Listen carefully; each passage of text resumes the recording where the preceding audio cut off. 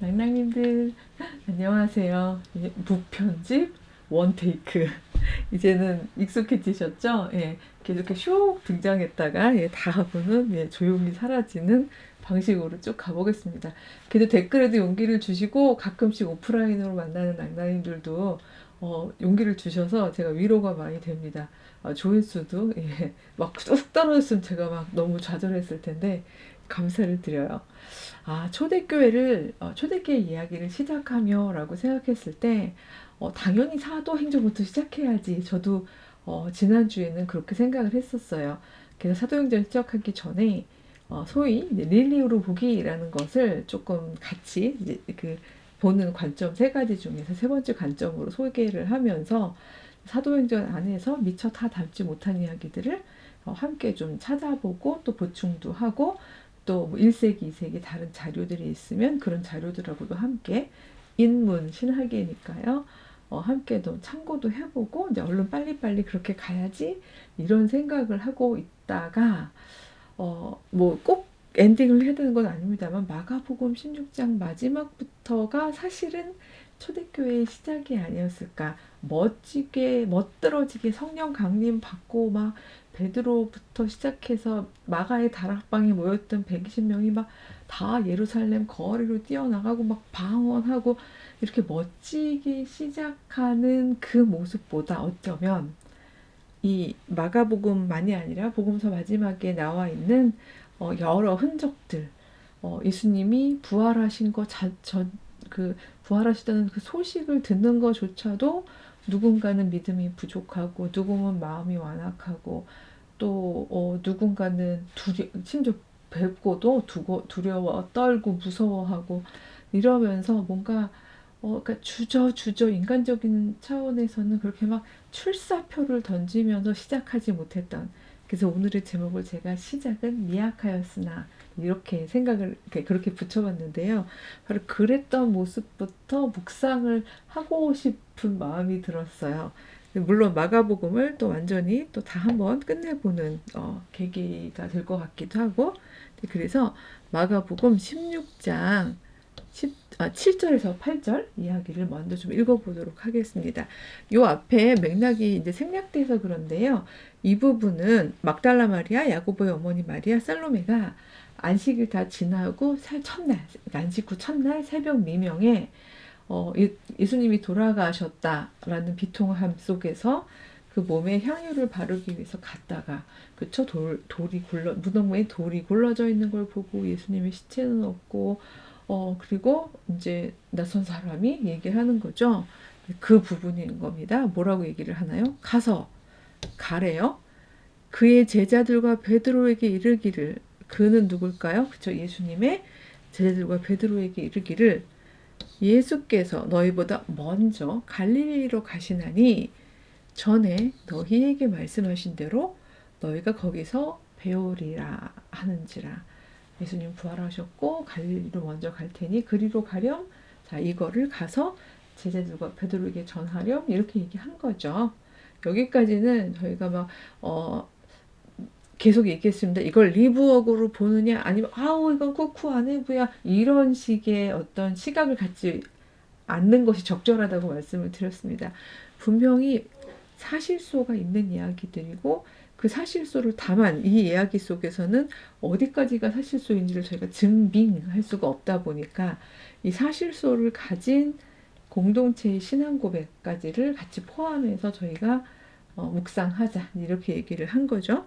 근데 만약에 이게 사실소가 정말 그러니까 없었다면이란 말이 뭐하지만 그러니까 말하자면 그 신앙 고백적 차원과 뭔가 우리가 나중에 돌이켜서 우리가 초반에 굉장히 멋지게 시작했어.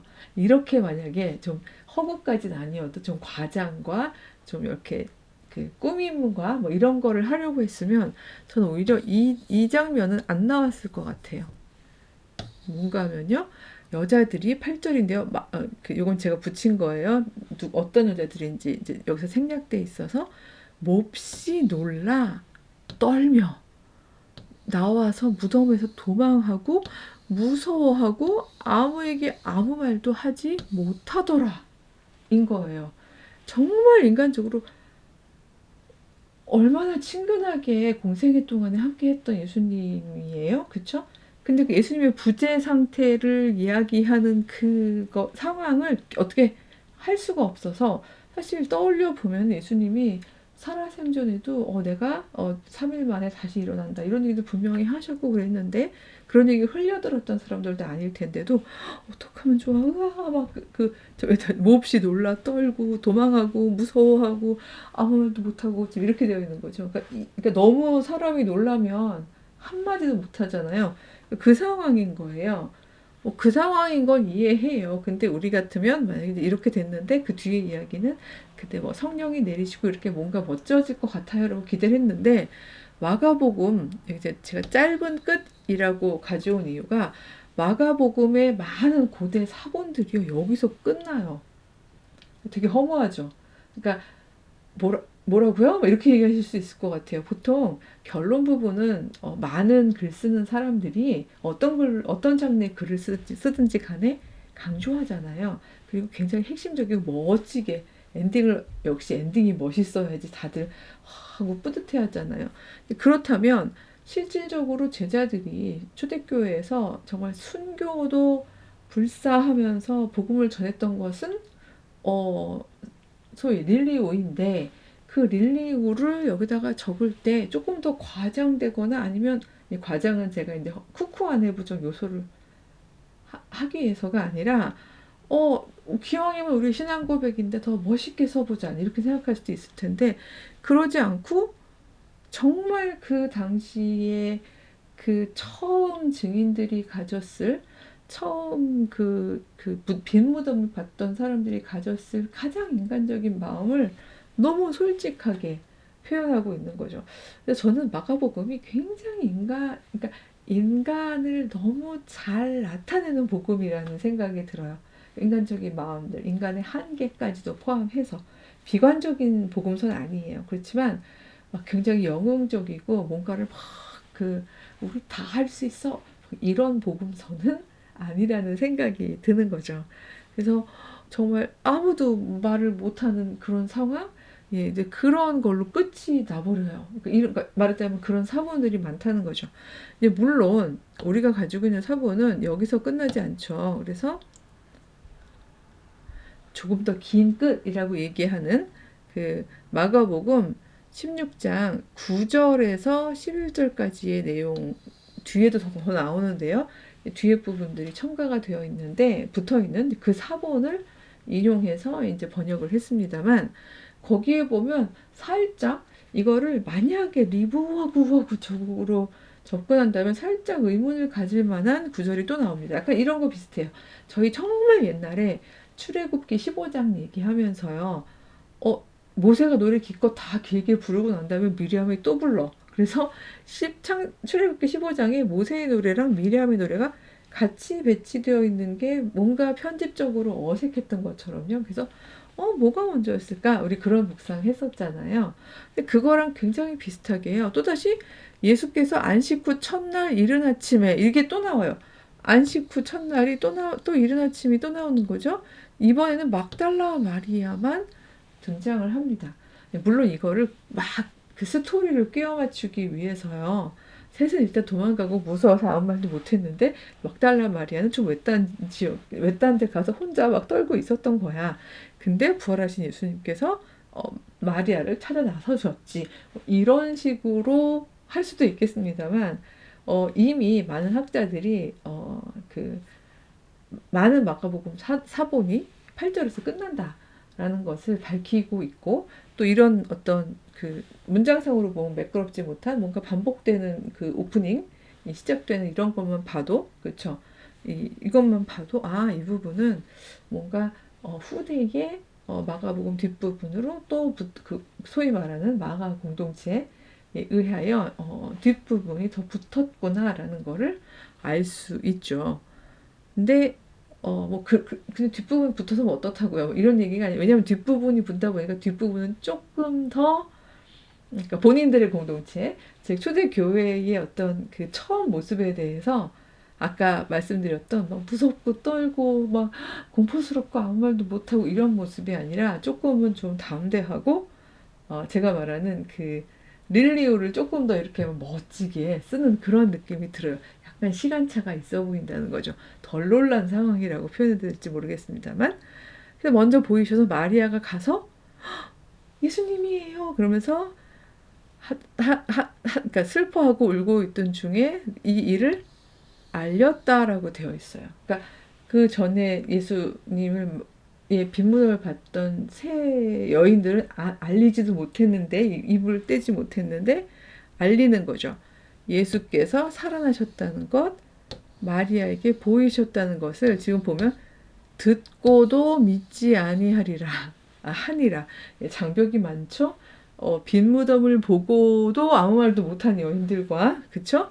그 다음에 그래도 그 중에 막달라 마리아는 보고서 믿고 가서 제자들에게 전했는데 그들은 듣고도 믿지 아니하였다는 거죠. 뭘 강조하시려고 그러는 거예요? 막 이렇게 얘기하실 것 같은데 조금만 더 읽어보겠습니다. 그리고 이어지는 구절에서는요. 심지어 마리아만 본 게 아니에요. 그 후에 그들 중 두 사람이 걸어서 시골로 갈 때에 예수께서 다른 모양으로 분명히 육신으로 부활을 하셨습니다만 요거에 근거해서 부활체는 얼른 알아보기가 힘들 만큼의 어떤 글쎄 우리 지금 우리가 죽음, 일체적 죽음을 맛보기 전에 우리 상태하고는 좀 다를 것이다. 이런 것들을 추론하기도 합니다만 못 알아봤어요. 두 사람은 그들에게 나타나시니 그 두 사람이 남은 제자들에게 알렸으되 또다시 알린 거죠. 그래도 믿지 아니야. 역시가 나와요. 역시 믿지 아니하니라. 자, 만약에 조금 정리한다면요. 두려움, 그래서 말 못함, 이런 게 있었고요. 물론 이제 막달라 마리아 넘어가더라도 믿지 않음, 그죠? 듣고도 믿지 않음.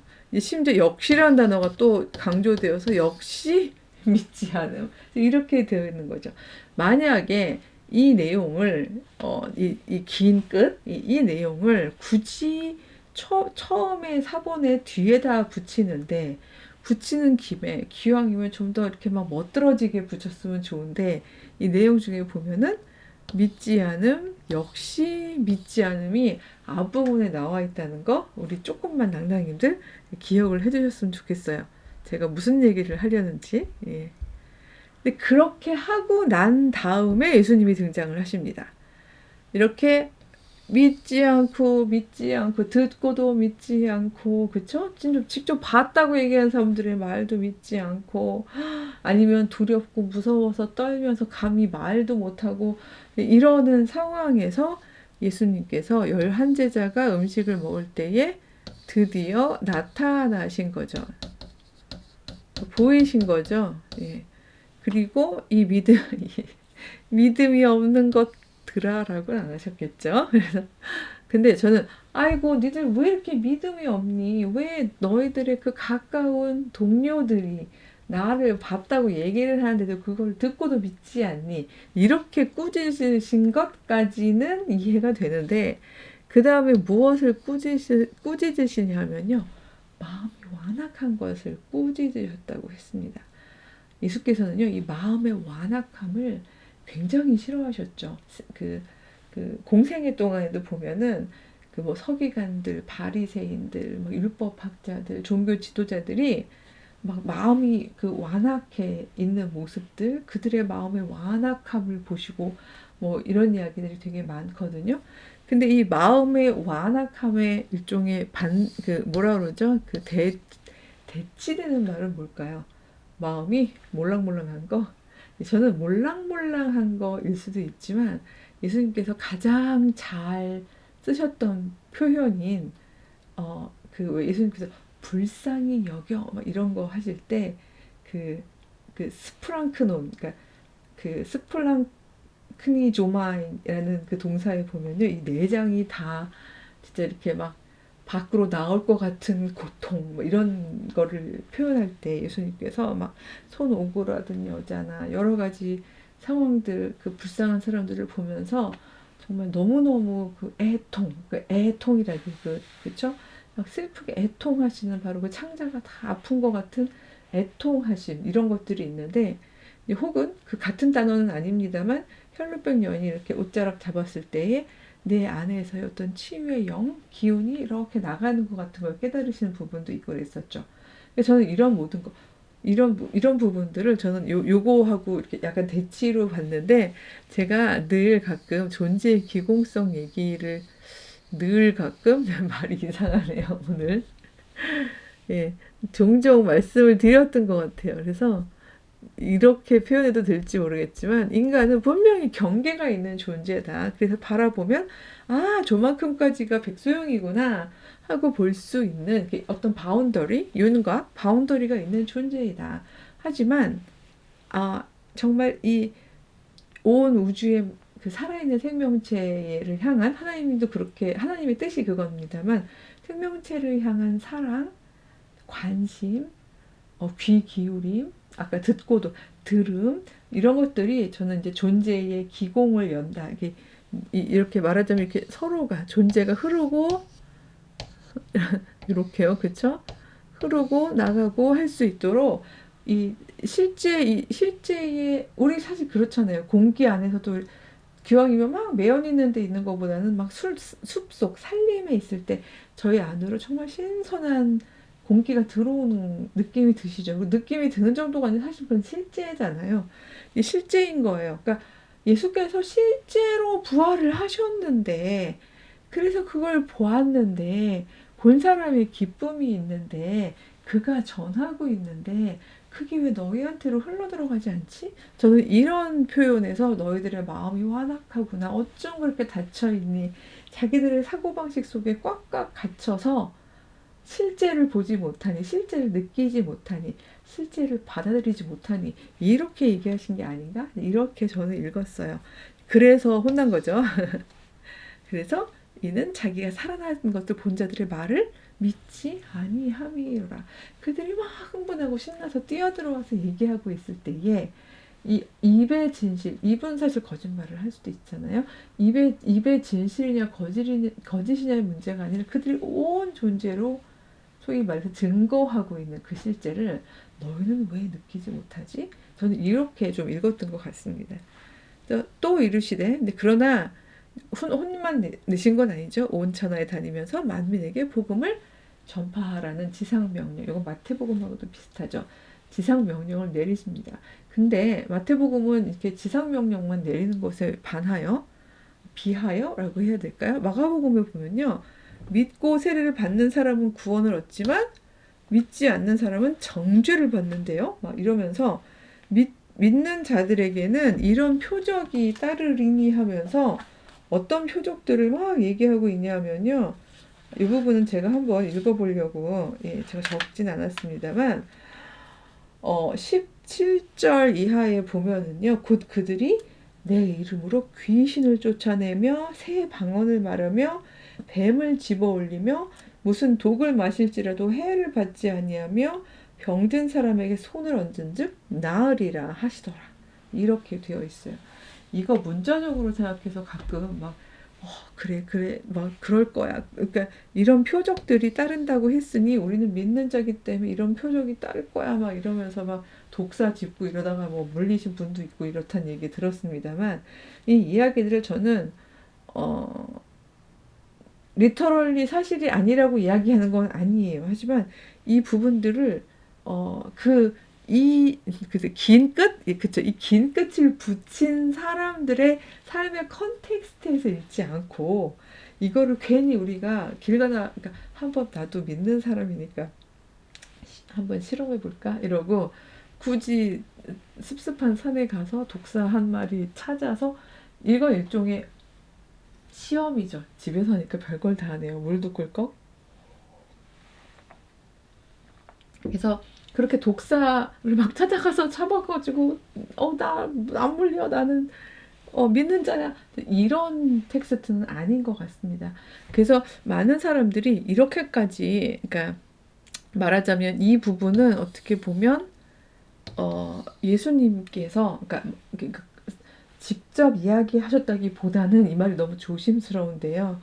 이 부분이 적어도 반영하고 있는 것은 지금 처해 있는, 그러니까 지금 이 마가 공동체가 더구나 이 긴 것을 첨가하여 그 자기들의 텍스트로 가지고 있는 사람들의 공동체가 직면하고 있는 순환, 어려움, 그 속에서 자기들을 어떻게 말하면 확신을 가지고 있으면서 신앙 고백적으로 단단하게 해야 하는 이런 상황을 드러내고 있는 게 아닌가, 이렇게들 해석을 많이 합니다. 그렇지 않고서 예를 들어서 여기 구원과 저주가 막 구원과 정죄가 대비되어 있는 이런 모습이 이 가지는 어떤 배타성, 호전성, 이런 걸 그냥 그대로 맥락 없이 가져와서 우리가 현재에도 사용을 하게 되면 저는 이런 거는 결코 릴리우적 읽기는 아니라는 생각이 들어요.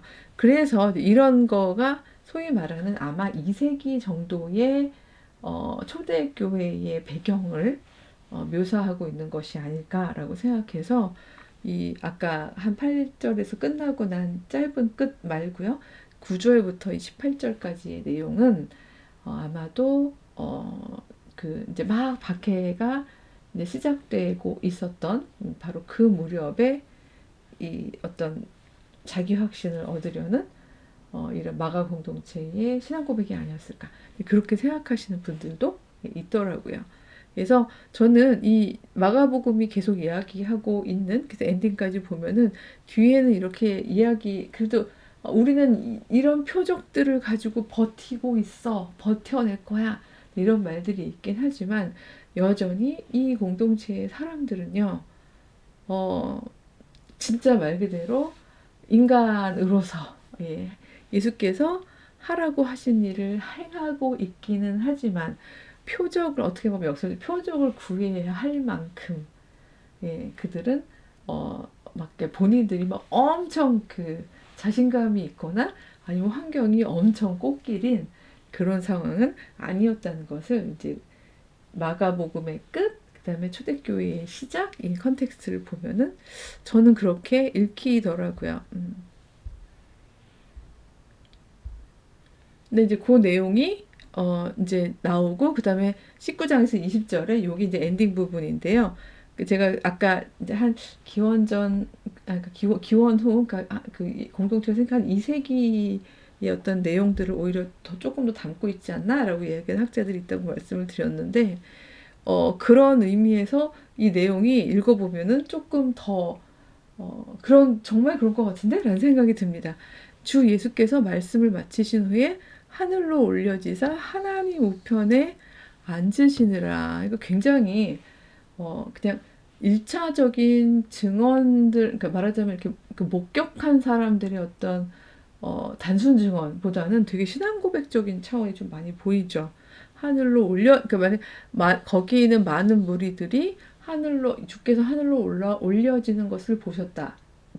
이렇게 끝나는 게 아니라 올려지사 하나님 우편에 아무리 시력이 좋은 사람들이라도요, 예수께서 올라가셔서 하나님 우편에 앉으시는 것까지를 볼 수 있겠어요? 그쵸? 그리고 적어도 제 신앙 고백 안에서 하나님이 이렇게 무슨 옥황상제처럼 이렇게 앉아서 예수님 보고 여기 우편에 앉아 이렇게 얘기하는 그런 어떤 인간 쉐입의 하나님이 아니실진데, 이 부분은 그 당시에 이제 이 사본을 기록한 마가 공동체라고 편의상 얘기할게요. 이 마가 공동체의 어떤 자신들의 신앙 고백이 담긴 이야기라는 생각이 들어요. 릴리우라는 거죠.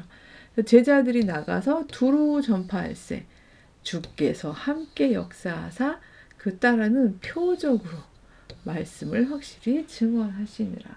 상황은 너무 열악한데, 우리가 지금 주류도 아닌데 꽃길도 아닌데 정말 힘든 상황이지만 그 가운데에서 주께서 함께 역사하시면서 있을 수 없는 표적들을 행하심으로 사람들이 아, 진짜 이 안에 뭔가가 있구나 라는 생각을 하도록 증언을 해주셨던 거죠. 나중에 이제 사도 바울의 그 여정을 읽다 보면은 거의 이제 마지막 여정 때 보면 그쵸, 막 독사에 물리기도 하고 근데 안 죽고 뭐 이런 것도 있긴 하죠. 그래서 제 말은 그 모든 초대교회의 그 어려운 역사가, 그러니까 어려운 상황들 가운데에서 그들이 표적이 나타나고 자신들의 인간적 연약함에도 불구하고 공동체가 지탱이 되고 있는 모습들을 바라보면서 아, 이게 역시 하나님, 예수님께서 올라가시면서 함께 하시겠다고 약속하셨던 바로 그 힘이구나. 이렇게 신앙 고백을 하는 그런 엔딩이라고 볼 수 있죠.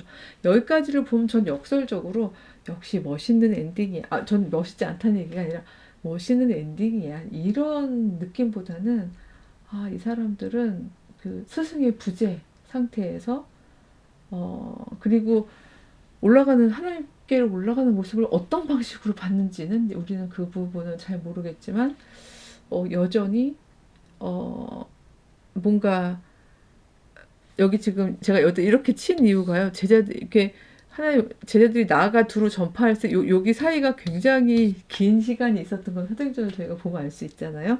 그래서 뭔가 이렇게 우리가 뭘 해야 되지 하고 우왕좌왕하고 두려워하고 뭐 공포심도 가지고 주저하기도 하고 했던 저는 그 과정들이 오히려 보여서 더 인간적이고 어, 그랬겠지라는 생각이 들면서 인간의 힘으로는 할 수 없는 그 시작이었겠구나 이런 생각을 하게 좀 됐어요. 읽으면서 참 제가 요즘에 많이 지쳐서 그런지도 모르겠습니다. 이게 사람의 힘으로 할 수 없는 거야 막 이런 예, 네. 사람의 힘으로 안 된다 그러니까 이해도 안 되죠? 저장 하나? 예, 예, 하나님이 도와주셨어요. 같은 엔딩 부분만 제가 누가복음하고 마태복음을 좀 비교해 봤는데요. 보통은 이제 마태를 제가 먼저 항상 가져오는 편인데 누가를 먼저 가져온 이유가 아까 마가복음 그 뒷부분 그 긴 끝, 긴 그 종말 혹은 긴 엔딩 부분, 긴 결론 부분에 있는 묘사랑 누가복음이 좀 비슷해서 그래요. 그렇다는 얘기는 그 1세기 후반에서 2세기 초반에 그 어떤 그 공동체, 기독교 초대교회 공동체들이 가지고 있는 기본적인 정서가 얼추 비슷하지 않았을까? 그렇게도 생각해 볼 수 있는 것 같습니다. 예수께서 그들을 데리고 예수님 부활하신 예수님을 만난 제자들과 그쵸? 무리들을 데리고 베다니 앞까지 나가사 베다니는 예수님의 선교 근거지잖아요. 예루살렘이 여러 개 있으면 이제 베다니가 있어서 베다니 마을에 주로 그러니까 머무르시면서 예루살렘 가서 전도하시거나 말씀 전하시거나 하시고 다시 베다니로 오시고 그쵸. 겟세마네도 여기에 있었던 감람산 그쵸. 그 선교의 중심지였던 베다니였던 거죠. 그 앞까지 나가서 손을 들어 그들에게 축복하시더니 그리고는 축복하실 때 그들을 떠나 사본엔 이게 없다는 거예요. 하늘로 올려지시니. 그러니까 저는 이런 부분들 때문에 그래서 하늘로 올려지신 거는 거짓말이야 이런 얘기가 절대 아니에요.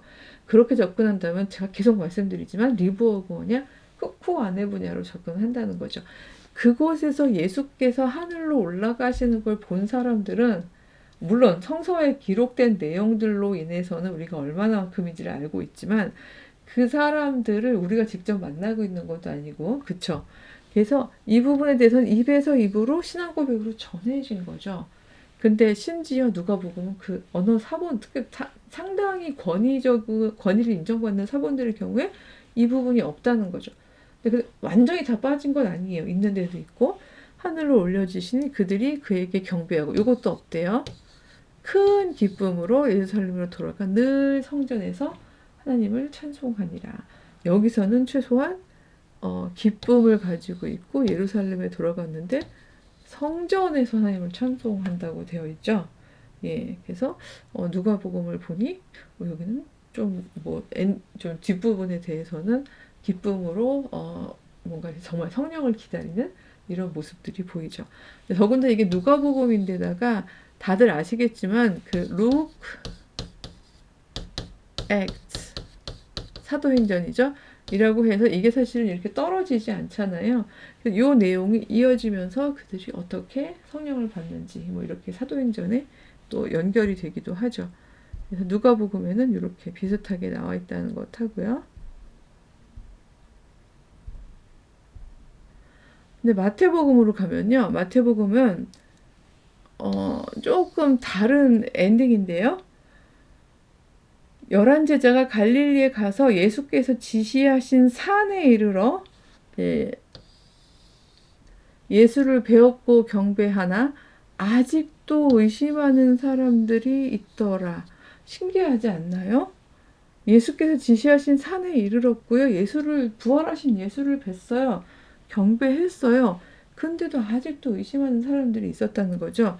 이거는 아까도 뭐 믿음 없음, 마음의 완악함, 실제가 내 안으로 들어오지 않을 만큼 내가 꽉꽉 나의 어떤 두려움이든 공포든 주저함이든 나를 꽉 닫아 놓은 어떤 그런 단단한 경계 같은 걸 짓고 있음, 막 이런 소통 불가능함, 뭐 등등의 것들이 담겨 있는 말이겠죠. 근데 예수께서 나와서 말씀하시되 하늘과 땅의 모든 권세를 내게 주셨으니 그러므로 뭐로 예. 너희는 가서 모든 민족을 제자로 삼아 아버지와 아들과 성령의 이름으로 세례를 베풀고 내가 너에게 분부한 모든 것을 가르쳐 지키게 하라. 요거 저희가 맨날 자주 성경 구절 외우기 암송대요 이런 거 할 때 했던 거죠. 저 되게 오늘 졸렸나 봐요. 볼지어다 내가 세상 끝날까지 너희와 항상 함께 있으리라 하시니라. 그러니까 실은 이거죠. 내가 세상 끝날까지 너희와 항상 함께 있을게. 이거 아니면 이 처음 시작, 이 엄청난 두려움이나 주저함이나 불안정함이나 불확실함이나 이런 거를 안고서 시작을 할 수가 없는 거예요. 이 공동체를. 이 예수님이 부재한 상태로서의 신앙 모임이 불가능한 상황이죠. 근데 이 말을 믿고 가는 거죠. 그리스도께서 우리랑 항상 함께 하신대. 요한복음은 어떻게 그리고 있을까요? 요한복음은 21장 24절에서 25절 사이에 이야기하고 있는데 이 일을 증언하고 여기 이 일이란 건요. 요한복음의 경우에는 조금 다른 에피소드가 나오죠. 베드로 에피소드가 나오고요. 아시다시피 너가 나를 사랑하느냐? 그 갈릴리 바닷가에서 네 예수님 제가 예수님 사랑하는 거 아시잖아요. 그럴 때 내 양을 먹이라. 그쵸? 내 양을 먹이라 했던 3번이나 그래서 가장 저희가 많이 들은 해석이 3번 예수님을 부인했던 베드로를 3번 예수님을 사랑한다라고 이야기할 수 있는 기회를 주셨다. 뭐 이렇게 얘기하죠. 그 에피소드 끝나고 피터가 뭐 자기에게 그런 회복의 기회가 있는 것으로 감사해야 됐을 텐데 뒤에 뭐가 연달아서 또 나오냐 하면요. 그걸로 만족하지 않고 이 베드로가 물어봅니다. 근데 예수님, 예수님의 사랑하는 제자는 진짜로 예수님이 다시 올 때까지 죽지 않나요? 막 서로 뭐 이런 얘기 저런 얘기 하더라 통신이 많았던 거죠. 그때 예수님이 그때 그러셨거든요. 예, 내가 너에게 맡겨놓은 사명이 있고 그쵸? 본분이 있고 네 할 일이 많은데 내가 얘를 살리든 죽이든 그게 너하고 진짜 뭔 상관이냐. 그러니까 말 그대로 이런 이 친구가 허접하다는 얘기가 아니라 이런 일들에 그러니까 너의 마음과 관심과 이런 걸 빼앗기지 말고 너에게 주어진 내 양을 먹이라고 했잖아. 그 일 하느라고 정말 너가 성심성의껏 살다 보면 다른 일이 뭐가 그렇게 관심 있고 중요하겠니? 이렇게 얘기를 하신 거죠. 네, 그러면서 이제 그 얘기 끝나고 나니까 근데 이 일이라는 게 이제 그렇게 얘기한 에피소드까지가 끝나면서 이 일들을 기록한 제자가 뭐 요한 이 사람이라 즉 주께서 예수님 오실 때까지 사나요 했던 우리는 그의 증언이 참인 줄을 아노라. 이 사람이요. 뭐 글쎄 고대 전생들은 요한이라고 계속 다 얘기하고 있는 거죠. 요한복음의 직접 저자인. 그렇지만 본문 내에서 그렇게 얘기하고 있는 건 아닌 거죠. 예수께서 행하신 일이 이 외에도 많으니 만일 낱낱이 기록된다면 이 세상이라도 이 기록된 책을 두기에 부족할 줄 아노라. 즉 마태, 마가, 누가, 요한 아니 뭐 다 빼고 요한복음 하나만 놓고라도 여기에 있는 요 이야기들만이 예수님이 하셨던 모든 일들은 아닌 거라는 이야기를 하는 거죠. 우리가 놓친 것도 많고 이야기를 다 적지 못한 것도 있고 그런 이야기들이란 부분은 바로 무슨 여지를 저희에게 주는가 하면은 소위 말하는 이 제가 경 붙잡고 서쓰기 비슷한 정도의 펼침일 수 있는데요. 바로 이 예수님이 막 부재하신 상태에서의 처음 공동체는 어떤 상태였을까? 이 부분에 대해서 얼마든지 저희가 유추하고 상상할 수 있는 여지가 있다라는 거죠. 그 부분들은 다 이루시로 다 기록을 하지 않았다는 거잖아요. 근데 그 내용들 중에 보면은 어쩌면 제가 아까 마가복음 끝부분에서 기록 올렸던 것처럼 어쩌면 그들은 누군가는 두려워 말문이 막히고 누군가는 이야기를 듣고도 믿지 않고 그렇죠? 또 누군가는 그 아까 마태에 따르면 보고도 의심을 하고 이러면서 정말 그 안에서 하나 되지 못하고 다들 주저하고 두려워하는 그런 처음 시작이지 않았을까. 그러던 중에 어떻게 소위 말해서 성령이 동기가 부여가 되는지 이런 이야기를 다음 시간에 해보도록 하겠습니다. 이번에 너무 죄송해요. 저도 지금 약간 눈은 감기고 입은 떠들고 있는데 주일날 이걸 해야 해. 이렇게 생각해서 하고 있는 거지. 되게, 지금 컨디션이 그러네요. 그래도, 그, 다른 소리 안 했기를 너무 바라면서요. 다음 시간에 우리 사도행전으로 한번 넘어가 보도록 하겠습니다. 다음 주에 만날게요. 안녕.